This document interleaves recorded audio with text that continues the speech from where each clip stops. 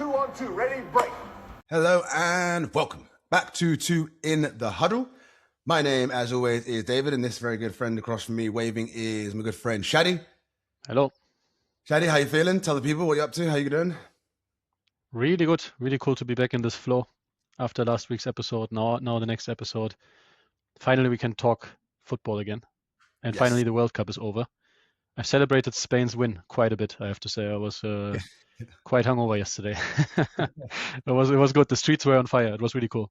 Yeah, honorary Spanishman. Good for you, dude. I just got back from Florence. I was at a wedding, so shout out to James Pucci. He's a friend from university who got married in a lovely ceremony. It was really hot. Came back to Barcelona. It was also really hot. And my air condition is being a wanker today. It's good fun. And speaking of last week's episode, I still have millions of football cards on my desk, and I still have no idea where I'm going to put them. So that's a fun part of my life that I'm dealing with and negotiating with my wife. But yes, indeed. Also, Dave, go on. You're owing me a picture of your outfit for the wedding. I'm very curious to see what you wore. I want to see it. We took a lot of pictures, to be fair. It was a good ceremony. Italian weddings are hectic. There was it's like a carnival. A lot of drinking, a lot of Aperol spritz, a lot of champagne, so it was good. I'm done drinking now for 3 months. So yes, very happy to be back. And as Shadi mentioned, we can kind of finally talk football again, right? It's not been a slow summer because we've had a lot of sport on. You know, they had the NBA finals towards the end. We had the World Cup that kicked off and was obviously quite entertaining for various reasons, whether you liked it or loathed it. Last week, we wanted to have a quick get back in the flow session and unwrap some football cards, which we'll do again because I'm obsessed with trading cards now and have yet to pull anything of high quality in my life. And I will make it my mission to pull something decent and have it on film because then it actually happened. So today is the first episode in a series that we're going to do leading up to the season beginning, where we are going to break down each conference. So each episode is going to be based on a different conference. We are going to talk through each of the teams, give a bit of a preview of what to expect around kind of similar parameters, you know, the summary of last season, what the vibe is going into this season, any big moves and any kind of storylines we think are interesting to keep an eye on. Today, we are going to kick off with the AFC North, I believe. So we are going to be covering the Bengals, Browns, Ravens, and the Pittsburgh Steelers. So I think a really good place to start. And Shadi, obviously your beloved Browns are in this division. So this is something very close to your heart, I imagine. Absolutely. And probably a sentence that's not being said very often, beloved Browns. But yeah, looking forward to talk about them. I couldn't wear the Browns sweater, unfortunately, the jumper that I have, because it's just way too hot. But what's the story of you wearing this Damar Hamlin Bills jersey today? So, fun fact, don't know how much I've discussed this before, but my dad and Roger Goodell went to high school together, happened to be very good friends. Shout out Roger. I don't think he's listening still. And whenever they link up for various things, whether it be, like alumni stuff with Bronxville High School, or it be the games that we go to in Europe, whatever it be, he often gets some merch. And this was given to my dad from Roger Goodell. Obviously, Damar Hamlin briefly died, right, on the field and was revived and came back to life and then actually continued to play as well. So it was quite a big story. My dad's not a big jersey guy, so they were just kind of pile up. And I think my mother told him to give them to me. So I'm going to now start a collection until my wife tells me to give them to somebody else. And that's how that's going to go. So repping the Bills for today. No real allegiance here, but I look good in blue. And that's what we're rocking with today. Cool. I wonder if there will ever be maybe a bit morbid, but a resurrection special card for Damar Hamlin. like him, like rising up like Jesus at Easter. That would be worth something. Yeah. Well, Tops and Panini, you're obviously listening. So write that in and let me pull it, please, because I want something bloody good to do. So yes, so that's the story of the jersey for today. But to get back into it, we also, just to mention as well, after we kind of talk through each of the teams, we're also going to give our first guesstimation of where we think these teams are going to rank in the division as well. So I'm not sure, Shadi, how you've done it, if you already have your 1 to 4 written down. I actually decided to not go into this with a 1 to 4. I've decided to base it off the evidence that is presented to me today. So depending on how well you sell me on the teams that you'll talk about, and depending on how well I sell myself, that's going to determine where I rank these teams 1 to 4. We will post on all the socials what our updates are. So like, share, subscribe, follow us on Instagram, TikTok, YouTube, wherever you may please. We'll post our predictions on there, and you can let us know if you think we're idiots or not. Also let us know in the comments as well. But I feel like that's enough preamble, and we've got a lot to talk about today. So I think we should jump in with 2 feet. Shadi, I'm going to throw the ball to you first. Who do you want to present first from the AFC North for us today? Yeah. So I've looked into the Cincinnati Bengals and the Cleveland Browns. Let me start with the Bengals so that I can save the best for last. By the way, have you seen the Bengals? Have you seen the news about how they're going to play on New Year's Eve? There's going to be a New Year's Eve game, and they're going to play like in all white and black or something like that, and try to make the stadium in a special design as well. It looked really cool. Yeah, interesting. No, I don't. New Year's Days are interesting. They're new games. I think they had the Christmas Day games, right? I think last year. But or maybe it was maybe it was Christmas. I'm not sure. I have to check. But one of those, because they need something, because NBA traditionally kills it on Christmas. Like the basketball games are much better on Christmas Day than the NFL games were, especially the Netflix ones. So we'll see. I think it might be Christmas. We'll Google it. We'll fact check ourselves afterwards. It looked cool anyway.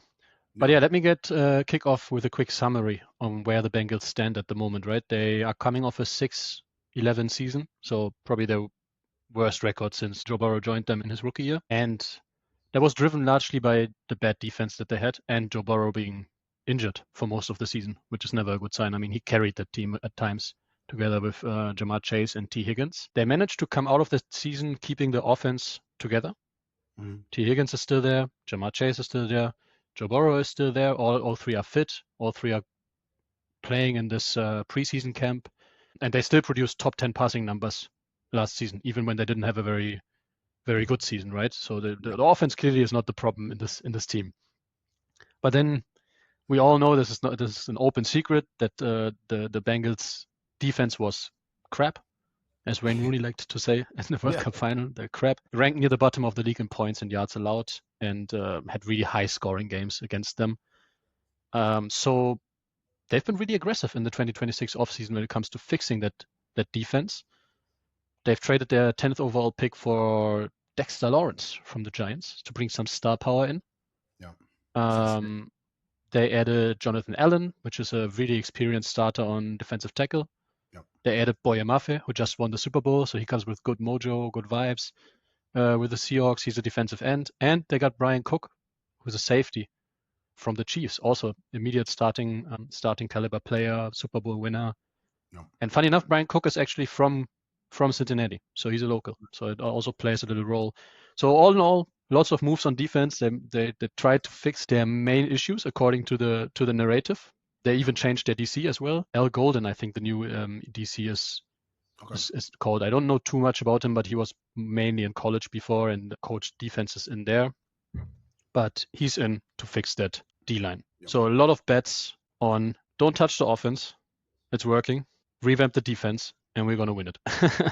That's, I think, the bet that the Bengals are playing at the moment. Bookmakers seem to like it. They are favored to become second in the AFC North at the moment. They've also got the third or fourth easiest schedule based on projections.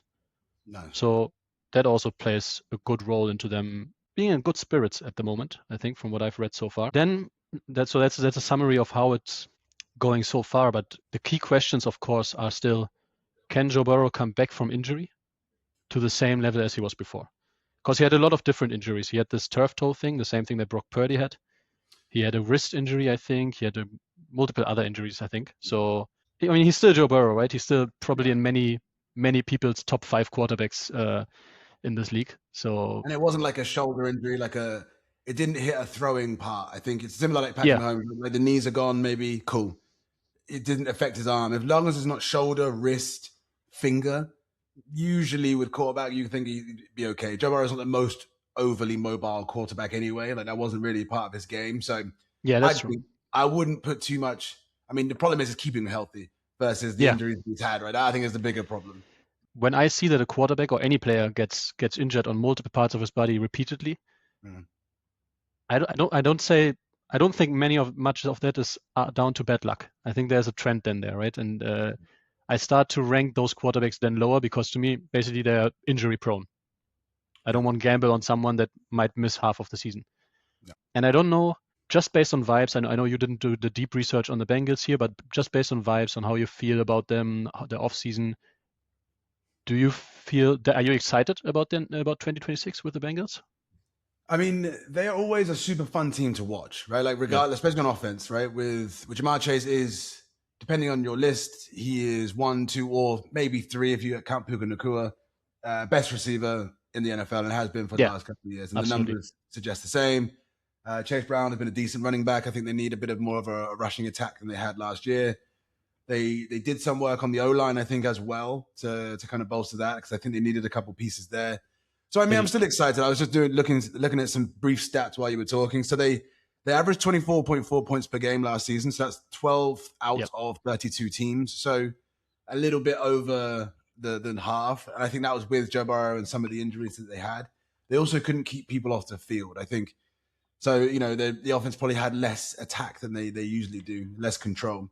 So I actually it's hard to give any props to them or like put any stock in them, because every season I feel like they're the same conversation happens. That's the thing. Right. We make a couple of tweaks. Yeah, it was the defense. They drafted defensive last year and it didn't go well. They bought in a lot of players this year. I appreciate that. But they bought the older guard. So whether those are players that are taking their last payday and they're just kind of there to hang out, or they're going to be real impact players. And even if they are, you're not going to have them for a long time. So is this them saying, hey, our window now to win is right this second? I think the interesting part is the schedule that you mentioned, right? Because wasn't it the Patriots that had that schedule blessing last season? So last season, it was, if you looked at the strength of schedule, I think during the season or after the season, yes, they had the weakest projected schedule. But if you looked at the projected schedule before the season started, yes, it was. They didn't. I think something like that. Yeah. So I don't know how much you can put on this, but it's projected, right? But it's a confidence thing, I think, as well. Like, you know, players, I think we were naive if we think like players aren't looking at stats and they're not looking at all the kind of, there is so much data on them and on their teams right out there, whether they're listening to ESPN's, they're listening to us, or whether they have their own stat guys, right, that are doing this. They're well aware that their potential schedule could be poorer than another team. Yes. And like we played sports, right? Granted, we played different sports, but if you go up against a team that you know is 20th in your league, you get a little bit more cocky. You're a little bit more confident in that game, regardless of actually how good they are. You mentally feel like you're ready to play now because you think they're shit. So Joe Burrow is a very confident guy. Some people call him cocky. I quite like the swag, but he's cool. But they're a team that you can't bet on, dude. Like, so I know I've spieled here and given you a 10-minute answer for a short question. The answer is I'm excited because they're either going to be really good and fun to watch, or they're going to be complete dog and they're going to be fun to watch as well, right? Or fun to talk about. So you can't lose, I think, with these Bengals. No, but that's very cool to hear, because it's exactly how I feel about them. But yeah, you can't bet on them. They've done the moves. The GM has done his job for the first time in some seasons, and all the pressure is now on the team and on the head coach. And I think that the head coach is probably on a hot seat now. If they don't make the playoffs, or if they don't, maybe even if they don't win a playoff game, like if they make it to playoffs but don't win a game, he's probably, I'm not sure if we see another Zach Taylor season.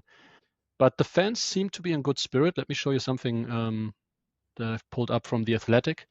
So they did a confidence survey with the Bengals fans at the training camp. Interesting. How confident are you the Bengals are moving in the right direction? You can see that 20% said very confident, while last season only 3% said very confident. Right? So there's good vibes around the fans, around the supporters. Yeah. Will the Bengals win the Super Bowl in the next 3 years? 66% say yes. It's a lot. Right? And also this, I just want to show that basically the compared to the beginning of last season, the fans are way more optimistic. There's also an interesting question down here. Here, what are your realistic expectations for the Bengals this year? Before the beginning of last season, only 40% said make the playoffs and make it to the conference game in the playoffs. Yep. Now it's 62%, 20% up. So there's high expectations. I think the fans are happy with what happened this offseason, even though we are haters and we say we can't gamble on it and you can't bet on it, but the fans like it, and that's cool to see. And there seems to be a good spirit, good vibe around the team at the moment. Yeah. Which is cool. They play in a conference with the Steelers are in a complete rebuild at the moment. Changed their coach. Browns changed their head coach. Ravens changed their head coach. So this is their year. They really need to deliver this year, and it's mirrored in these statistics, I think, in these questions. Last thought: they will be in Madrid for the Madrid game, playing against the Falcons. So they better be exciting. Yeah. It'd be nice should try and go to that again this year. Would be cool. And just pray and knock on wood that not the entire team on both sides is completely injured and destroyed by the time they get there. because we watched a preseason fourth quarter when we went to go see the Dolphins play the Commanders, because it was not one starter was on that field, dude. I could have fallen asleep. Anyway, we move swiftly on. But okay, cool. So if you were to sum up the Bengals then in Delar, give me 3 lines on your summary of the Bengals right now, and then I'll take over with kicking off with the Steelers, I think. This must be the Bengals' year. They must use their opportunity. They did the right off-season moves, tried to fix the defense. There's a good buzz around them. Now they need to deliver. Okay, cool. Let us know below in the comments, what do you think about the Bengals? How hot are you on them? Are you as maybe delusional as the Bengals fans? To be fair, all of Ohio has some lovely deluded fans. And if you're from Ohio and listening to this, I lived in West Virginia for a while, so I can talk shit about Ohio. It's fine. But you haven't had a winner since LeBron left the Cavs. So it's an interesting sport. It's a big sports town. Like, it's a big sports state.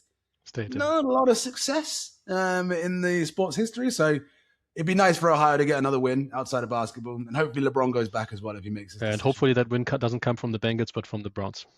Yeah, there's another added delusional fan, this time from Germany. So that's good to see, adding to the crew. But cool. Nice to hear and good stuff.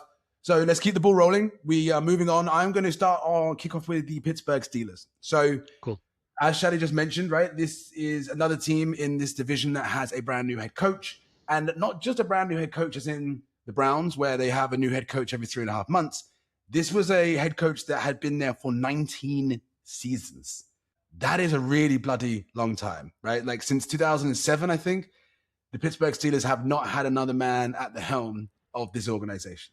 So as we all know, unless you have lived under an absolute rock, Mike Tomlin stepped down from his role. I think the nice way that he was probably put out to pasture a little bit, a la Arsene Wenger and Arsenal, where thank you very much for your tenure, but please kindly leave before we fire you in public. They came off a 10-7 season last season. They did complete their, continued streak into the playoffs. And obviously Mike Tomlin never had a losing season. Fab. But most of the time, apart from a couple of those Super Bowl runs, they get blown out really early in the playoffs. Happened last year. They got absolutely pumped in the wild card, I believe, by the Houston Texans. And that pretty much kind of signaled the end for Mike Tomlin. I think it was time for him to move on before things got sour. Again, comparing this to the Arsenal side, I think as an Arsenal fan, the Arsene Wenger noise got a bit toxic towards the end. And I think if he'd have left maybe a year, maybe 18 months beforehand, he could have maybe saved himself a little beef. The love has come back now. But again, I think it's the right time for Mike Tomlin to move on. And I think he's going to go into broadcasting, which I'm excited to see because cool. he talks well. He maybe taking that Sean Payton break, right, where you go into a little bit of broadcasting just to get your name out there again, to have a little bit more rest. I imagine being a head coach in the NFL in a town like Pittsburgh is bloody tough. So give yourself a chance to hang out with your family a little bit, and then he can come back into a team. He's still got that youth to him. I mean, he's black don't crack, right? He could be 75. You can't tell. He hasn't aged. He hasn't aged a day, dude. He looks exactly the same as he did before. But there is a new boss in town. And that new boss is Aaron Rodgers' old best friend, Mike McCarthy, from their time together in Green Bay. So this is very interesting, right? Amar Khan, who is the owner, I believe, of the Steelers, has spent a lot of time bringing in some different pieces to aid Mike McCarthy and an aging Aaron Rodgers, who also signed an extension in the offseason. They brought in Michael Pittman Jr., so a nice possession-catching receiver. Rico Dowdle's come in, who I was big on as a free agent, had a few 1,000-yard rushing seasons with different teams the last few years. Also is a good pass-catching back as well, so I think that really suits Mike McCarthy's new offense, which we'll talk about in a second. And they drafted a big O-liner in the first round, the offensive tackle Max Ichanor, which is how I'm going to try and say his name. So the narrative is quite simple, really, when it comes to the Steelers. I think it's a case of, can they continue to pick up where Mike Tomlin had them at as kind of that level of mediocrity, in a sense, and keep it going, right? Like, for example, is Mike McCarthy going to be able to ensure that they get a win record this season? If they break that trend that they've had, that's a big downside, right, for the Steelers. That's a big dent on their team overall. There's going to be a completely new offense that's going to be installed. So Mike McCarthy is very much a big fan of kind of his version of like a West Coast offense.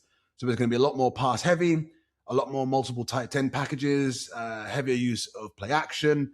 And it's going to be a little bit more guided and geared towards the passing game than the running game, which is kind of more of a traditional Steelers offense. They obviously have DK Metcalf as well in that team, Freiermuth at tight end, and again, Rico Dowdle coming out of the backfield as well. The defense has been pretty solid for the last few years, led by TJ Watt. Injury prone, we talked about injury prone players. TJ Watt always ends up with some crazy injury where he's torn a bicep or ripped a tricep or something really intense. He tends to play through it a lot, but you hope again that he has a season where he can be completely free to play. I think if anyone is going to chase Myles Garrett's single season sack record right now who's active, unless Aaron Donald comes back, you have a feeling it's going to be someone like a TJ Watt. I like the guy a lot. I think he's got a... He's 31 now. Sorry again? He's 31 now. Yeah.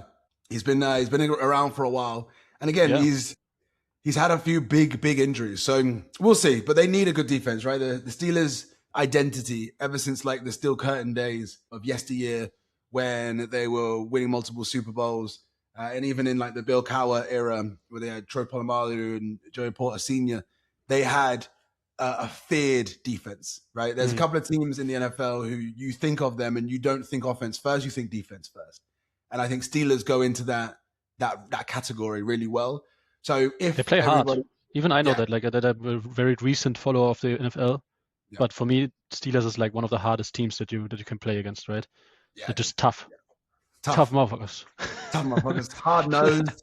And they play in that cold Pittsburgh air as well. I don't know if you've ever seen their stadium. I think it used to be called Heinz Field. I think they call it something else now. But they play in one of those places that's really formidable. The fan base is really intense. And I think the general vibe of the fans from what you can read is one of optimism. I think they have to be, right? Like at this point, they had Mike Tomlin for so long. Some people are going to be in the camp of the devil you know is better than the one that you don't, right?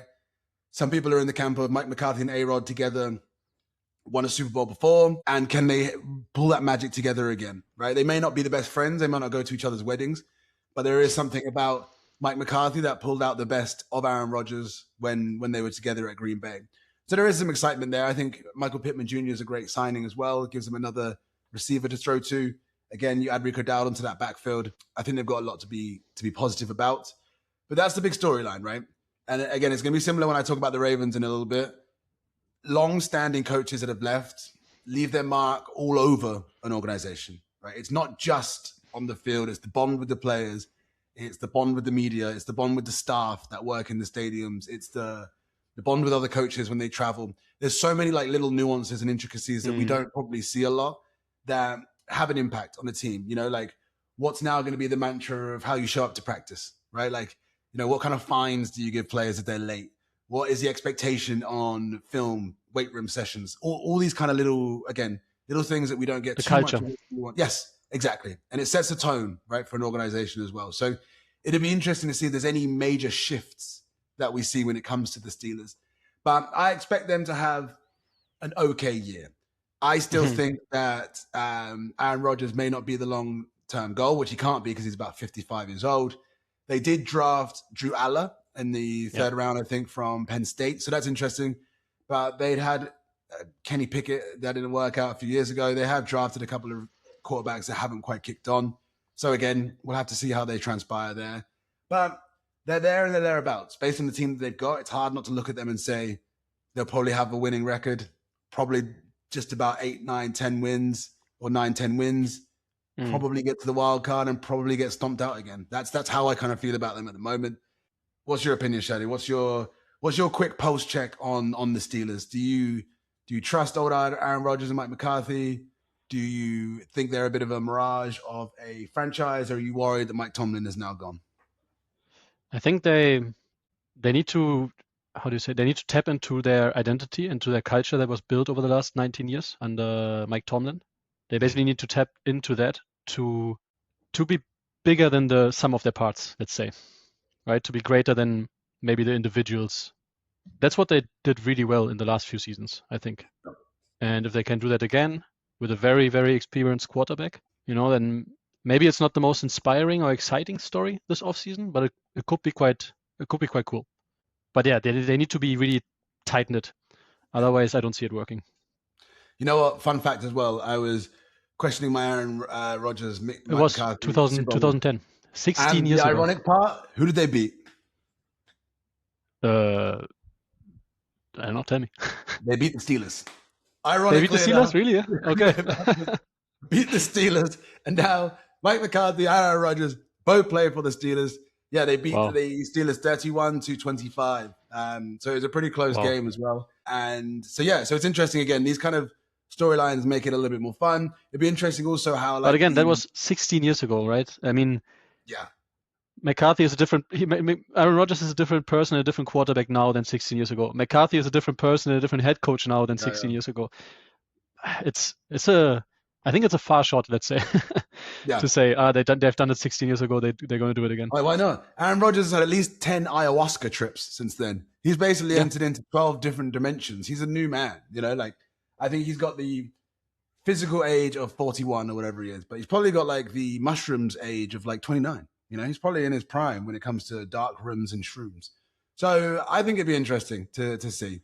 Also, a couple of key notifications on some roster updates as well. I had a couple of more that they added on the defensive side. So they got Jaquan Brisker, the safety from Chicago, Darnell Savage, the safety from Green Bay, Sebastian Joseph Day, also signed from Tennessee for 2 years. You might remember him because he wore number 69, or usually wears number 69, played for the Rams for a while. They got Jamal Dean, also the corner from Tampa Bay. So they did a lot of work on defense as well as they did on offense. Michael Pittman and Rico Dowdle being the biggest extensions or biggest signings when it comes to the offense. So there's going to be some new players. There is reason to be excited. I think there's reason. And do you think those offensive signings? You've talked a bit about their offensive identity compared to under Mike Tomlin. Do you think those offensive signings are compatible with this new identity? Yes, because you got Michael Pittman, who's a good possession catch receiver, right? So he can run a lot of kind of slants to the middle.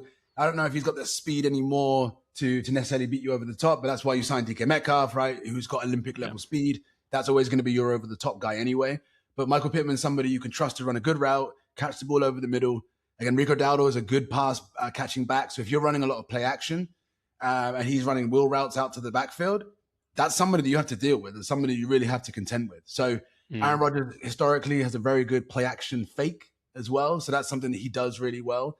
And he likes offenses where he gets to throw the ball a lot. He's a rhythm type quarterback. So I think actually, yes, short answer is yes. I think they've done some growing up on defense as well. They got some older heads on the defensive side of the ball, which I'm not mad at again, right? Like we just talked about the Bengals going a little bit more veteran based when it comes to defensive players. Bodies are lasting longer in all sports these days, but the mindset that they bring to a locker room can be really helpful, right? I think Mike Tomlin, and this is just my opinion, I don't know for a fact, it'd be interesting to see. Mike Tomlin, I feel like knew every player, shook every hand, was like a boy's boy. He was in the locker room. Everybody. He was always voted very high in satisfaction surveys as well. Yes, yeah, great shout that is. But I think Mike McCarthy is more, I'm gonna run the team, and I want the team to police the team. You know what I mean? Like I want leaders in my locker room so that they can kind of do that hard work and do all the rah-rah and kind of talk to each other. Whereas I want to set the tone. I want to run the offense. I want to manage the team in that sense. So that's the vibe I get as far as the differences in coaching. So you can see by some of the players they brought in. They brought in some veterans, some professionals, no players that have ever kicked off in locker rooms or had any like raging drama about them. Yeah. So, again, building the right kind of pieces in a franchise. But that makes sense. All of it doesn't matter. Go on. And so Rico Dowdle as your kind of pass catching running back, right? Gives you the quick short option. How high are you on Jaylen Warren? I think he offers a little bit of difference. I think they kind of remind me now a little bit of Chicago Bears with Mongai and DeAndre Swift. Like you got the sugar and spice, but you got the power and the pace. I think it's Jameer Gibbs and Montgomery. Yes, exactly that. Like, well, used to be, right? Or used to be, yeah. You need those kind of downline, like third down backs, short yarded goal line situations. But if you can't run a good route, a good Texas route out of the backfield, if you can't catch the ball in traffic, make a move and get 8 yards, 9 yards per pop, then it's tough. So I think you need a dual threat, and I think that's going to be perfect for them. And it gives them a chance to run a lot of packages as well, right? They're going to be able to have maybe both of them in the backfield It could be an option player. You're not going to know who's going to get the ball, and you're going to have to cover them both. So I'm high on the fact that he now has a running mate. And I think Kenneth Gainwell was pretty good last season, but I would rank Rico Dowdle based on production as a upgrade for sure. Cool. Yeah, very clear. So we'll see. Sounds very positive, but I don't know if that's just because Dave is always very positive and always sounds very positive, but it sounds very positive. I mean, until a down is played, right? This is the fun part about doing all these predictions. Like until a kick or a down has been played of football, if you were to look at them, if you were to, let's say, give each player on their team a number, the players that they lost and then they replaced this year, would that number be higher? Yes, right? Like, so going into it, you would probably say they are looking better on paper, right? This is a very key phrase that you have to use. On paper, they look better, but it's a new head coach, which means basically it's a new organization. That is going to be the linchpin to whether it's a success or not. So, yeah, and Aaron Rodgers. We'll see. Yeah, Aaron Rodgers, we'll see how it all works. But that's me on the Steelers. That's my spiel.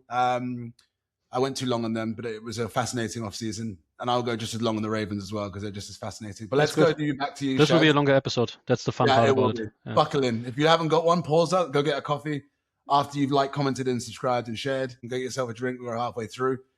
I'm throwing the ball back to you, Shads. It is time for your men, your boys. It's time for you to talk about the Cleveland Browns. Let's go. Yeah. Okay, I have to contain my excitement here. Let's start, stick to the script. Let's start with the summary. Browns ended the season 5-12 with a 5-12 record. Not that much worse than the Bengals, actually. A reminder, the Bengals were 6-11. The Browns were 5-12 for a team that supposedly was falling apart and couldn't find their starting quarterback. Not too shabby, I would say. Still, they're in full rebuild mode. I definitely class them as a rebuild team at the moment. New head coach, Todd Monken, took over from Kevin Stefanski. I think they also lost their offensive coordinator or defensive coordinator, one of the two. They lost one of them because he wanted to become head coach. Then he didn't become head coach, so he said, okay, then I'm out of here. So the whole coaching room is basically new. Traded Myles Garrett. So that's as big as it gets. It's probably the biggest blockbuster trade of this offseason. Got quite a big package back. I don't want to get too much into that. We did our content on that already over the summer, but it was a big trade, and they got Jared Verse back, defensive rookie of the year in his first year, then had a good follow-up second year as well. So he's definitely a good prospect. Yeah. A very, very good prospect that brings the numbers already. So they've got Jared Verse in. So I think it's fair to say that Cleveland at the moment is prioritizing youth. They are collecting draft picks. They are building everything up for being prepared for the 2027 draft, and that is their timeline, which means you don't go into the season in general with very high expectations. The narrative at the moment is probably a bit about, can they find their quarterback, which always with the Browns is the question, and can they find their new identity now after Stefanski? Talking about identity, so the offense, again, completely overhauled, entirely new offensive line, built through free agency. They've got in Elgton Jenkins, Zion Johnson, Titus Howard, and got Spencer Fano at the draft, which I really liked. Seemed like a cool dude. Yeah. So completely new O-line, basically a new team. Jerry Jeudy stuck with them as a weapon, as a main weapon on receiver. Plus they added Casey Concepcion and Denzel Boston. Yeah. And they've got Quinshawn Judkins, who had a very good first season as a rookie running back. And they've got the tight end that played a really good first season as well, Harold Fannin. Very young, talented core, but very young core at offense, except for the O-line. So let's take a look at the new coaches. I think I didn't mention it yet. Todd Monken is the new head coach that takes over from, I think, 5 years of Kevin Stefanski, who did a good job, to be fair. I like Stefanski, and I will follow him on what he's doing on the Falcons. But Todd Monken is quite different compared to Stefanski. He's more described as a player's coach. I found a quote by Judkins, by the running back, where he compared Stefanski to Monken. He said, "My past coach was really even-keeled, super quiet, and I thought I was going to get that from Coach Monken, but it wasn't like that. He was a real player's coach, like give me a hug, and he was just super communicative of what he wanted from the team, what his goal is, what his objective is, and what he wants to come in and do. So very different approach, very apparently approachable head coach, and he values players over plays. He wants to adapt the system to the personnel, not vice versa. No. Which personally really like that for a team that is in a rebuild, that's trying to find the right team composition at the moment, which the Browns are in. You need to find your way around these. There's a lot of moving pieces at the moment in the team, so you need to put them all together rather than give them one strict identity, which is more maybe towards the end of a development cycle of a team in my mind, the way I think about it. So it could be a very good transition coach. I don't know if he's the right long-term solution, Monken, but could be a good transition coach. And they need to find a quarterback. This is going to be the question I was going to ask. And I think this is the biggest story, because the reality is a lot of what you said about the rebuilding is the case. I don't think there's a lot of people who are expecting them to win 2 playoff games or, necessarily they're going to make a stride. I think they've got some pieces. I think the receiving room is a lot more exciting now. 6-7 wins, that would be a huge success. Absolutely. But who would you pick if you had the choice right now? Who is your starting quarterback for the Cleveland Browns? Right. So we have Dylan Gabriel, Shedeur Sanders, and Deshaun Watson. And the kid that you drafted. You drafted a guy as well. Did we? Oh, yeah. I didn't even know. Must have been lower round or... Taylor Green from Arkansas in the 6th round. Okay, no idea. But interesting. All right. Yeah. So one more. Well, 6th round. That's... You drafted a Justin Jefferson, which is even funner, from Alabama, who was a linebacker in round 5. So that'd be a fun player to get confused a lot with. Anyway. Nice. So yeah, Dylan Gabriel, Shedeur Sanders, Deshaun Watson. I think Deshaun Watson is now going into his 6th year with the Browns. If I don't get my numbers wrong here, 6th or 5th or 6th year. He barely ever played. He's always injured.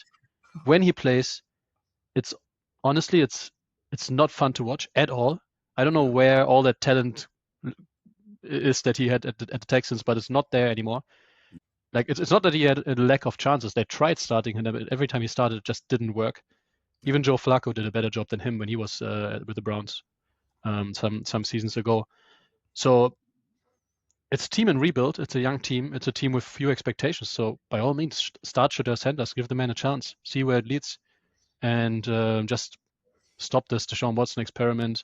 You have the dead cap anyway already from him. Yeah. Sit it out. I think they've got something back through some insurances, some injury insurances or something like that. So it's not even that high anymore.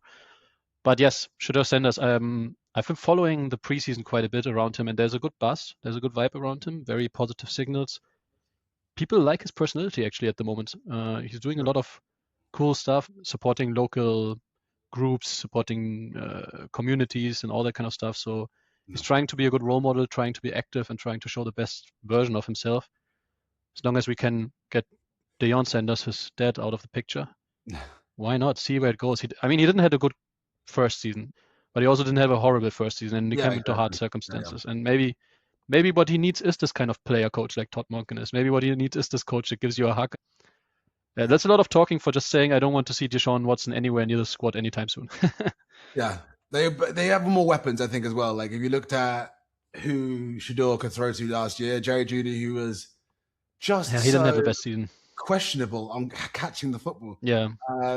But he had a good season the season before, so it's now it's up and down. Yeah. I think you got a lot more weapons in that offense right now. I think you look at it, Judkins, fingers crossed he comes back, because it's quite a horrific injury that he had. So that's an injury that could impact a career, unfortunately. We hope it doesn't. Yes. Look at what's happening with Malik Neighbors at the moment. He just can't seem to get over these kind of things. So, we cross our fingers that he comes back. But him out of the backfield, Howard Fannin had a great season. And then you got now 3 receivers and 3 different types of receivers as well. You got people that you got Concepcion as well, and you've got Isaiah Bond, who's also not exactly. So 4 really. 4 people you have to guard. So I think, and a new O-line. So it's time to be excitable about the Browns. I think they're probably playing under the radar just for their own protection. In one hand, they boosted the offense significantly. In my opinion, they were a lot better. On the other hand, you trade Myles Garrett. And so little things like that sometimes don't always rub each other the right way, but they got a big haul for Jared Verse. So again, talk about going for the future. I'm not mad at it at all. I like when the Browns are good, or at least interesting. Like they haven't been interesting since Baker was there. When you talk about them, you can talk about them in like, wow, what about the Browns? Like, maybe I'll bet on the Browns this week. And there hasn't been a time like that for so long. You'll be surprised, but when I started following them, they had quite a few exciting games. They made it into the playoffs twice. Yeah. So and then the whole Deshaun Watson debacle disaster happened and it all fell down. But I think we haven't talked about the defense yet. Yes, they lost Myles Garrett, but it's still a stacked defense if all the prospects play to their level and if all the players play to their level. The new guy is called Rutenberg, the guy who came in. He never has been in DC before. His last job was defensive pass game coordinator for the Falcons. Okay. And he was with the Jets when they had their top 5 defense seasons, 2022 to 2024. So he has a good resume. He learned under Salah and Gus Bradley, who both use a very similar defensive identity to the Browns' previous defensive coordinator, Schwartz. Yeah. So I think the idea really, and that's also what the vibe seems to be, the idea is that they want to maintain the same defensive style that Schwartz has established and just have this new guy as a kind of caretaker or basically keeping the same identity on defense because there was no overhaul on defense while the offense identity will be found throughout the season. That seems to be the idea here. He has a good track record with linebackers as well, and now he's coaching Carson Schwezinger, the last season's Defensive Rookie of the Year, who's a linebacker. So that's not too bad. And they brought in the former Jets star linebacker Quincy Williams as well. So it's a good linebacker core. Defense, even without Myles Garrett, I think it's a very interesting and is a defense with a lot of potential. Mason Graham, Jared Verse, Carson Schwezinger, Quincy Williams, Denzel Ward, Grant Delpit. Yeah. It's okay. I actually trust this defense more than the Bengals defense, to be honest. Yeah, I was going to say, if you're picking Madden teams, that's a defense you'd be happy to play. That defense is probably an 86, an 87 if you were to give them a ranking. Like, again, on paper, solid group. This is why I'm surprised, because the only questionable position that they've got is quarterback. And you can be decent, right? We got Brock Purdy made it to a Super Bowl. You can have game managers. Bo Nix, to a point, got quite far last year. You can have game managers that are good enough to get you to the promised land. Garoppolo. So the Browns could be an absolute shocker. I don't have that on the cards right now. And we'll see how the first 5-6 games of the season go. And we'll keep an eye on them. But they are my absolute dark horse. As in, again, on paper, no reason why they can't be a competing team this season. Yep. No reason at all. If they, it all, like you said, stands and falls with the quarterback and stands and falls with how quick they can get identity into their O-line, because there's a lot of new players in there. But absolutely. I'm having a positive buzz. I have a good energy around what's happening there. And so this is maybe a bit cynic, but it wouldn't even be the worst if they finish bottom 5, because that would give them a good pick for the next. I mean, they already have good picks anyway through all the trades, but there are quarterbacks on the board for the next draft. So there's a lot of quarterbacks. You also need to look at that. You also need to look at that. They go and trade for somebody. We know, do the Rams, have the Rams started a new cycle in the NFL where like drafting is too much of a lottery. We're just going to use them picks and we're going to trade for somebody big.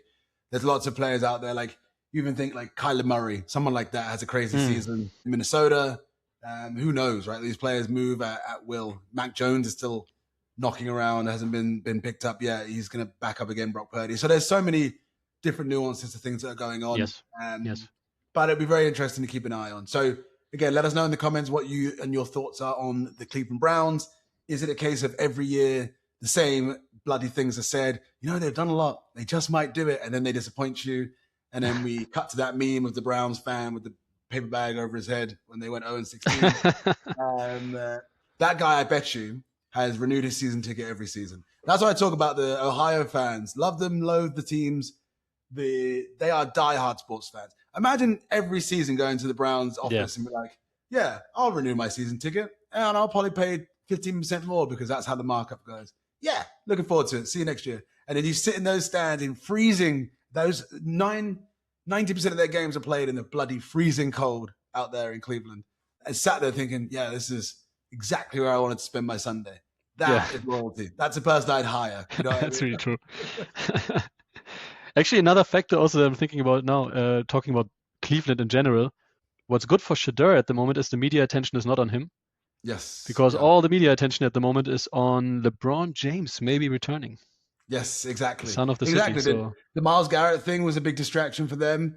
LeBron, what's funny as well? And LeBron is so important to that league at 41. He's delaying the NBA schedule being made. because Is they he? make Wow. this schedule and like what games are going to be on prime time, what games are on TV based on the markets, based on certain teams, right? Because again, you want to have certain teams on TV a lot versus not others. So because he hasn't decided where he's going yet, he's such a big pull. They can't make the schedule yet until 41-year-old LeBron decides where he wants to play next. Insane. That is pull and influence like no other. Yeah. Shout out to LeBron. Sure, you're listening. But cool. I dig down the Browns, and I think you did well to tamp down your excitement. I was probably more excited than you on the Browns. But very interesting team to watch out for. And now we get to roll into the last, but not least by any stretch, of the AFC North. And then once we are finished here, we will kind of get into where we think they're going to finish, which I think is the exciting question for today. But let's cover off the Baltimore Ravens, who, if you listen to our podcast for the last few months that we've been running, I have a soft spot for the Ravens and Lamar Jackson. I don't know why. Same. I like the team. I like the atmosphere. Since I've been watching NFL, they've always been, a hard-nosed, smash-mouth team. Ray Lewis, Ed Reed, that kind of era is where I grew up watching them. They've always been a fun team to watch. A couple of Super Bowls in there as well, just to keep things exciting. But they are coming off one of their worst seasons in a long time. So finished 8-9 last season, which ended another really, really long coaching run in that division. So this is one of the most interesting divisions in football because 3 coaches lost their jobs, right? Yep. 2 of those were plus 18 years in those roles. The rarity of having coaches be in that position for so long is incredible. And I don't think you can overestimate or underestimate, whatever bloody phrase makes most sense, how big an impact that is, right? And how crazy it is that they kept their jobs for so long, right? Like, Yep. Chaz, you've been watching the NFL for the last 5 years, right? And coaching carousels is one of the talking points from like week 2 onwards. Like, we're talking about Nick Sirianni potentially being on the hot seat. 2 seasons ago, won a Super Bowl. Like, this is a crazy game to watch, and it's a hard job to have. But again, unless you are living under that rock, John Harbaugh is out. 18 seasons he was in Baltimore, and he is no longer the head coach. They have now got in a new rookie head coach, the former defensive coordinator for the Los Angeles Chargers, Jesse Minter, who is a bigger, heavier defensive-minded coach. Obviously, he was a DC, but the general manager, Eric DaCosta, apparently really wanted him and like didn't have too many other names in his head when they were interviewing around and quite aggressively pushed for Jesse Minter to come in. Lamar Jackson and the team overall had a lot of injuries last season that really, really derailed their progression. A lot of people had them as Super Bowl favorites. A lot of people had them, Lamar as MVP candidates as well. And I think the interesting part is this reminds me a lot of this will be a random shout here, the year that Leicester won the Premier League. All the other teams that were good in that year, Man City, Arsenal, Chelsea, Man U, all had off seasons. Oh, right? yeah. You look at last season, Mahomes was down, the Bills were questionable. The Rams were good, but even again, they were hit and miss. It was a really good season for Baltimore to kind of emerge, right? They've been competing with the Chiefs and the Bills so much in the past few seasons that it could have been their chance to kind of not sneak one in, but I guess without lack of a better phrase, sneak one in, right? While everyone was kind of distracted or rebuilding or injured. And it just did not click, bless them, at all. I think the injuries to Lamar was really derailing. When he did come back, he didn't look exactly himself. I think there was a couple of injuries. Zay Flowers was out for a little while as well. The defense was a little bit broken. So it was a tough season, I think, overall for them. Even saying that, they had the second leading rushing attack in the entire NFL. Averaged 156 yards per game on the ground last year. I mean, with that double threat, you have to. Exactly. Lamar and Derrick Henry. And Derrick Henry was another one, dude, who had a big fumbleitis problem last season. Really upsetting, bless him, as well. There was a couple of games that they lost. That record was 8-9. Could have easily been 9-8, 10-7 if they'd have just kept the ball in their hands. And for those of you who played Maddens back in the 2000s, they used to have these cards that you could apply, like special powers. Before they did these like superstar attributes where you could give them different traits, you used to be able to play these cards in Madden. And one of them was fumbleitis. And if you played this card, the player you were playing against had like 75% more chance to fumble. That is a callback to some old school Maddens, if you remember. Cool. And Derrick Henry looked like he was bloody cursed last season, dude. Like sometimes you're looking at him and thinking, yeah, that's Derrick Henry, I know. Oh my goodness, he's just dropped the ball again. And they've lost the game. And it happened in quite a few games as well. So, yeah, they had a lot of rushing yards, but it didn't lead to a whole bunch, unfortunately. But I think there's big bounce back potential for them this season. They drafted an offensive lineman, Ione, from Penn State. They did lose Tyler Linderbaum to that blockbuster sign into the Raiders, which I think was okay. I mean, it's a center, it's an important part of the offense, but they did replace with some backup. So we'll see. They brought in Chidobe Awuzie as well, so a little bit more depth at corner. And obviously the big signing is Trey Hendrickson, right? Yep. For those who don't remember, or again, were maybe on your summer vacations, we all got breaking news that Max Crosby was about to sign for the Baltimore Ravens for quite a haul in the end. And last minute, that trade was null and void. And Trey Hendrickson then was signed from the Cincinnati Bengals for a significantly lower overall price, no overall package. But it does give them now a number one edge rusher. Shout out to me and Shadi, because 6 months ago we said Trey Hendrickson would look good in the Ravens uniform, and it happened. So, yeah, you should listen to us more because we're obviously switched on AF. I like that callback. Exactly. But this is another team that's not necessarily in a rebuild. I think they're very akin to the Steelers. It's not necessarily a reboot or a rebuild. It's a little bit of, fixing and tweaking and additions. They also need to stay really healthy. Fun facts, right? I'm going to talk about the cycles that the Baltimore Ravens go through. So they seem to have this pattern where they go 3 seasons with double-digit wins and then have a dud of a season. And the cycle has continued from 2018 to 2021 to 2025 as well. Look, so in 2018, 10-6. Jackson, that's when Lamar Jackson took over mid-season in that year. 2019, 14-2. 2020, 11-5. So that's 3 seasons in a row, double-digit wins, right? 2021, 8-9. 2022, 10-7. 2023, 13-4. 2024, 12-5. That's 3 double-digit win seasons. 2025, 8-9. Okay, so we get a double-digit win season now. That's what the pattern suggests. The pattern now granted, that was all under John Harbaugh. The pattern now suggests they will go on a run of 3 double-digit win seasons. Lamar's going to get another MVP. They'll probably make an AFC championship, maybe a Super Bowl in there as well. But that's going to be the question, right? Can they stay healthy and can they bounce back? I think they have to be one of the favorites in the division before we get to that part of it, just purely based on the talent alone. I think there was a lot of things that dinged them last season that were necessarily out of their control. Again, a couple of fumbles here, a couple of injuries there. They've got a couple of new pieces in, which are exciting. Jesse Minter, of course, being in as the head coach. But they've also got a new offensive coordinator. Declan Doyle has joined. Crazy fact about Declan Doyle is he's younger than both of us. He was born in 1996, which is gross to say. Was the Chicago Bears offensive coordinator last season. Yeah, and the tight ends coach for the Broncos in 23, 24, and spent 3 years as an offensive assistant in the Saints from 2019 to 2022. So this man obviously went straight into coaching pretty much and has been a coach since he was like 26 by the looks of it, and goes in now to the Ravens with play calling duties as well, right? So I'm guessing Jesse Minter, being a defensive-minded head coach, will probably call the defense. Declan Doyle now will come in and call the offense as well. With, again, we talked about it, Lamar Jackson, Zay Flowers, Derrick Henry. Didn't they also sign Isaiah Likely as well, I believe, the tight end who was at the New York Giants, who I thought had a really good season also. So lots to be positive about. I think the general vibe is new era in Baltimore. A lot of people... Isaiah Likely was always with the Ravens. No, Isaiah Likely... Was Isaiah Likely? No, Isaiah Likely left and went to the Giants. Yes. Yeah, okay. I think Jim Harbaugh took some players with him. Yeah. Yes. Yeah. Okay. My bad. I thought I had that the other way around. But even so, even without that, offense is still a formidable place to be, I think, as well. So there's a lot of reasons to be positive, mainly because they have Lamar Jackson, right? Yeah. Like, this is a quarterback league, and it has been for almost a decade now plus.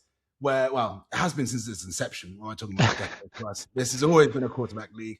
And they have a top 5 quarterback in the NFL, right? Not only that, on the defensive side, they do still have players like Roquan Smith, Kyle Hamilton, Marlon Humphreys, Nnamdi Madubuike.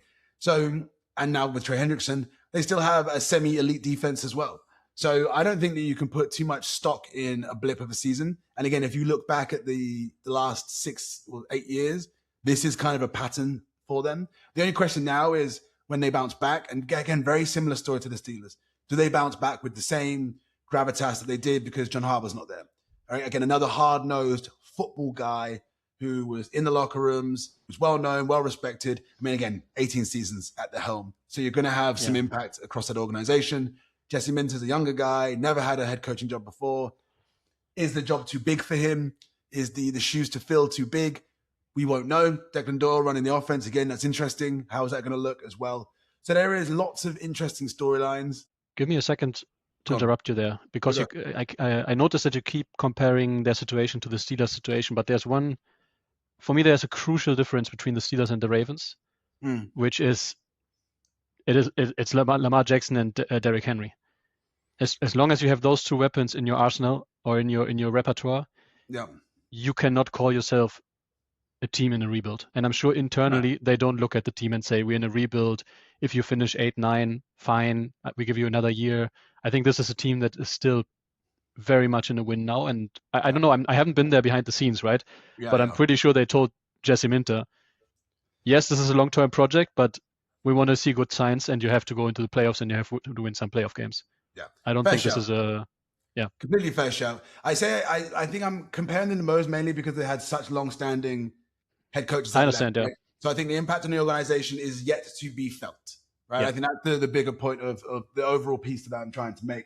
I agree with you, right? Like there's certain teams that maybe don't even, obviously everyone needs a coach, but just based on talent alone, if they had player coaches and you just kind of sent them out there, would they probably still win 10 games with that talent? Yes. If Lamar Jackson was playing backyard football where he scrambled on every play and every play was an option, they probably win 10 games just on the top, I mean, if I'm Jesse Minter, of course, I'm far from that, but I will focus on. I come from a defensive world. Yeah. Okay, I focus on fixing the defense, making this a really strong, hard to play against defense, like what we talked earlier about with the Steelers, right? Really strong. Yeah. And tell Lamar Jackson, listen, you own the offense. Yeah. Like, yes, you have your OC here that is on your side as well, but you own the offense. You are my experienced quarterback. You've done it all. You've been everywhere. We trust you. Let me just sort out the defense. Yeah. That alone could be enough to carry them, to be honest. Yeah, you're absolutely right. And you're right about the win now window is an interesting point to mention as well, right? Because I can't remember, and I'm going to Google it now, how old Lamar Jackson is, but he's getting older than you think he is. He is now 29. 29, yeah. Okay, I thought he was already in his 30s. Yeah, he's just about to enter into his 30s. Now, he's a quarterback that runs the ball a lot. Traditionally, they don't have the longest of careers because they tend to get hit a bit more. He's coming off an injury. Again, you look at the win now window. So I think the urgency is going to be expressed to Jesse Minter, 100%. His focus on the defense is going to be just to try and make them an elite unit again. I think that's what the general vibe is of the fans as well from the research that you can see. They are not in this sense, this is not a rebuild for them. This is not a reset because they have too much talent to be in that position. But at the same time, there's elements of it that are new. So what's the balance you find, right? And this again is like the peril of the NFL. Like if I'm Jesse Minter, you're not going to say no to the opportunity, but you shat your pants when you got offered that job. Because you knew full well what you're walking into, right? It's one thing he knows. Yeah, it's one thing to go to the Browns where if you win 3 games, no one gives a shit. It's another thing to go, or the Jets. It's another thing to go to the Baltimore Ravens, who every year are most people's second, third pick to go to the Super Bowl, have arguably one of the greatest quarterbacks that have ever played in this position. And the same with a running back and a couple old heads on defense that will probably be in the Hall of Fame and say, yeah, we can give you the first season. No, they fucking won't, dude. Like Baltimore's a tough place to play. They've got a Ravens way. They have a tradition of winning, of playing hard football, of being respected. So it's going to be a cauldron for him, bless him. And I wish him all the best of luck, right? Like we're seeing coaches get younger with less kind of actual experience in these kind of roles. It'd be interesting to see if the Giants, for example, take a big step up, right? The Steelers, for example, take a big step up. They went veteran with head coach. Yes. Versus teams like the Ravens who went with youth. I'm not saying youth is bad. Look at Brighton with Fabian Hertzler. Youth can sometimes pull you forward, but also depends on how big the job is and what the expectations are. So I think if I was to use one word for the Ravens going into next season, it's expectations, right? Like the expectation of Lamar Jackson to play at MVP level, the expectation for Derrick Henry not to drop the fucking ball, the expectation for Jesse Minter to make the defense really hard and the expectation for Declan Doyle to run a really smooth offense. So, and for the expectation for them to win. I think the Super Bowl window is closing on them. So, a lot of expectations, I think, running around the Ravens this season, but I think it's hard pressed to not say that they are still the favorites, one of the favorites in the AFC on paper, not based on last season, but based on talent alone. I mean, look, they've been the on-paper odds favorites to win the Super Bowl last season, right? And the team is quality-wise not a step down from last, or maybe not. Maybe you could argue this on the same level at least. Yeah. So the head coach has changed, yes, but this is a very experienced team that should be able to deliver. I don't know. You can't go from being Super Bowl favorites one season to not even making playoffs next season, no matter if you change your coach or whatever. Yeah. So I'm with you there. And it's funny what you say also about young coaches can have success. And a lot of young coaches are getting chances now in the NFL. Yeah. But look at the circumstances they go into, right? I mean, you had Liam Cohen, okay, with the Jaguars. Not a high pressure environment, at least not in the first season. He's doing quite well. You have Ben Johnson now with the Bears, another team that's kind of it's a prospect team. It's a rebuild team. It's a team that you take over and you build it up over multiple years. Yeah. You had Sean McVay with the Rams. Now he's still young, but he took over very young and kind of rebuilt them. What I'm saying is that most of the times young coaches get chances at teams that have nothing to lose. Yeah. Personally, this is the first time I see a young coach going to a team that's in the win now window. I don't know if it happened before, but yeah, it's that alone makes me want to watch the Ravens next season. That'll be interesting. Aaron Glenn's another one. Aaron Glenn, but with the Jets, right? So not a high pressure environment probably. I mean, yes, but in a different way.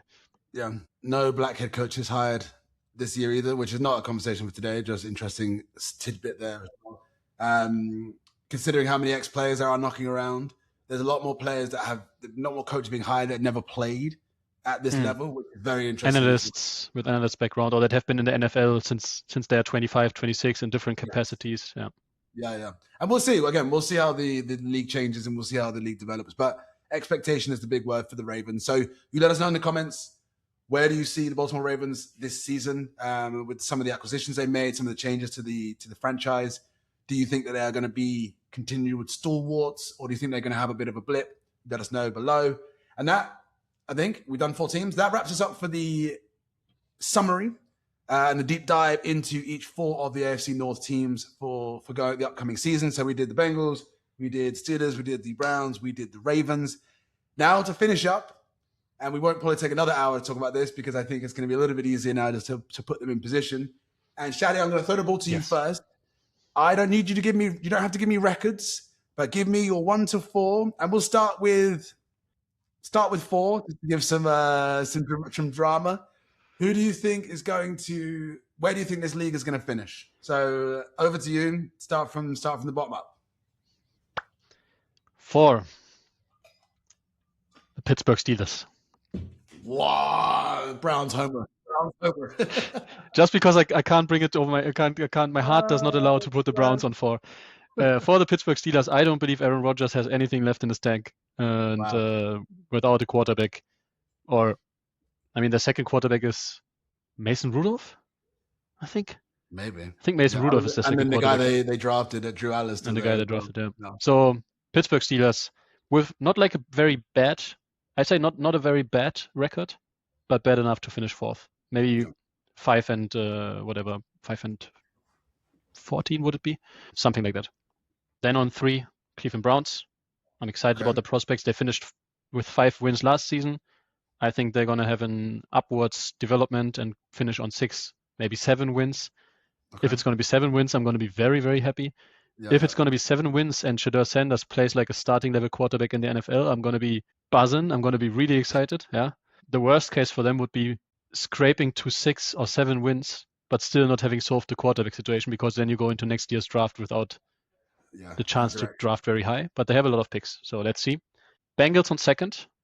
I don't really believe the Bengals hype, just a pure feelings thing. I've heard it for too many years. I want to see that Burrow comes back from the injury in the same way as before. I know they have Jamar Chase. I know they have T. Higgins, but they had those guys for the last 4 years, 3 years. You know, the only reason why they're on 2 is because the competition of Steelers and Browns is not strong enough. Otherwise, I would even rank them lower, I think. And then the Ravens on 1. Yes, the new head coach is young, not very experienced. Yes, they lost Jim Harbaugh, but they have a very experienced squad roster that was favorites to win the Super Bowl last season.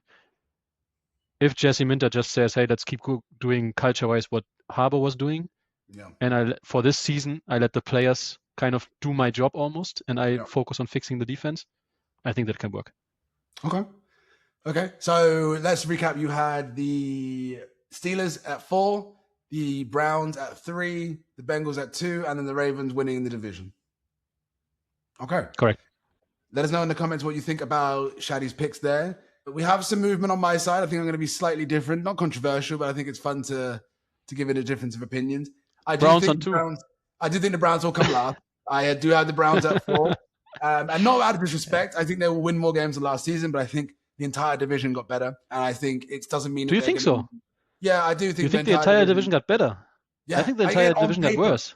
On paper. The players that came into those teams improved on the players that left. So on paper, on Football Manager, on Madden franchise mode, yes, they got This is crazy. This shows you for the listeners, this shows you why the AFC North is going to be interesting to watch next season, because it's so, like, in my feeling, they got worse.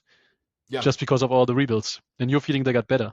So, yeah. The players got, like, I mean, look at the Browns again. You took the players that left last season, or the players that are no longer there, and again, you assigned them a number and then assigned the teams or the players that you replaced this season, you're better. So they lost their biggest star.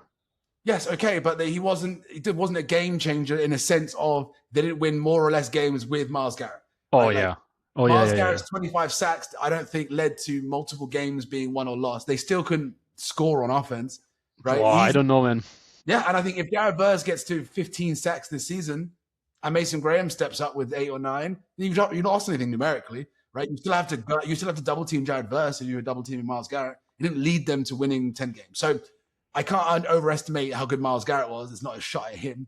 But again, I don't think that is going to be the one reason that one player is going to be the reason of the make or break. All right, fair enough. Can't wait to tell you I told you so at the end of the season. Do it. But I've got the Browns coming in at 4, so that's damn sure. I think that'd be better. I still think they're at 4. At 3, I have the Steelers. Yeah. I have the Steelers at 3 because I agree with you on the Aaron Rodgers snafu. I don't know how much better they're going to be, but I think Rico Dowd is a step up. I think Michael Pittman is a step up. I think they've got a little bit more of depth in the receiver room now. I think the defense as well got a little bit, maybe either better or a little bit more solid. And Mike McCarthy is a veteran, wily-ish head coach. So I don't think they're going to be terrible, but I also don't think they're going to have the best season in the world ever. This is probably Aaron Rodgers' last one. And I think, unfortunately, he might go out with a whimper, which is sad to say, but I think that's just a reality of Cristiano Ronaldoing. Like, just bloody retire, dude. Like, who are you playing for at this point other than yourself?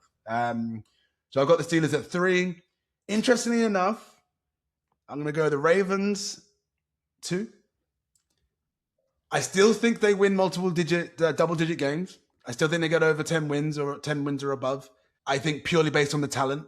I don't think we can overestimate the size of the hole John Harbaugh has left, how big those teams, these players are on these teams, and how not small Jesse Minter, etc. are, but how not ready potentially they are for these kind of roles. And we'll see how critical coaching is versus just having talent when it comes down to it. But I do think the Ravens will be better. But the reason I had the Bengals at number 1 is I think they made some good moves in the offseason. I think the defensive side of the ball was what they needed. I think they can outscore just about anybody. They can play the long ball as long as Joe Burrow stays healthy. But I think I put a lot of emphasis on them keeping Zach Taylor. It's the only team in that league, in that division, with a head coach that's actually been there for more than 2 minutes. And he has actually been there a while now. So I don't think, again, it's not even like a first or a second year head coach. He's been there for a good minute. I think they just need to stay healthy. And I know that's a massive question mark, but every season you have to give the benefit of the doubt and say that they will stay healthy. And I think if they stay healthy, this is a big bounce back year for Joey B and the rest of the team. And I have fairly high hopes for them. So again, I'll recap. I've got the Browns coming in at 4. They'll be better, but not great. I think the Steelers are going to be really middle of the pack. I don't express them to do anything crazy at all, to be honest with you. I think it'll be a bit of a sad season, if anything. I think the Ravens will win 10 games or more, but I think they will come second in the division. And I think the Bengals will be the breakout team. And I think they will win the AFC North. Wow. We could just start a big discussion on Zach Taylor now, but we're already 1 hour 15 minutes in. Yeah, That's not. We'll leave something for the short content at least. Yes. We're gonna talking about shorts. We're gonna post a summary of our rankings on the socials. Yeah. Designed some nice little Canva templates for that. Gonna see our design skills at play there. So follow us on the socials. Yes, absolutely. And yeah, we appreciate you sticking around for this long. I mean, this is, again, the fun part of the season, right? Where a lot of the moves that happen now, the rosters are pretty much bedded in. The training camps are going to start if they haven't already. I think the rookie training camps have already kicked off. So you're starting to see some new players form and new teams. You're starting to see how the coaches are going to have impact on their teams or not. So this is a perfect time to kind of start doing all these predictions. And like we said at the top, we're going to take each week running up to the season now to cover a different division. So I think we did AFC North today.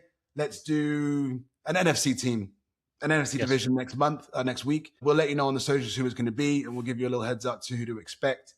Let us know in the comments if you agree, disagree, who your rankings are for the AFC North when it comes to next season. Like, comment, subscribe, share, all that good stuff. We appreciate your eyes, ears, and attention. And we will do this again next week. Peace out. Ciao.